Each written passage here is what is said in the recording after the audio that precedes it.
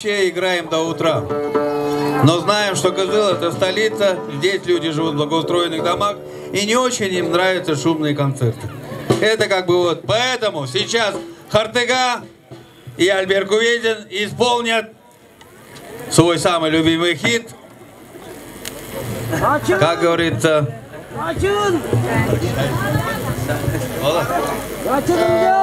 Итак, ну, дорогие друзья, надо в Чадан приезжать на фестиваль Устугурайс. Чу!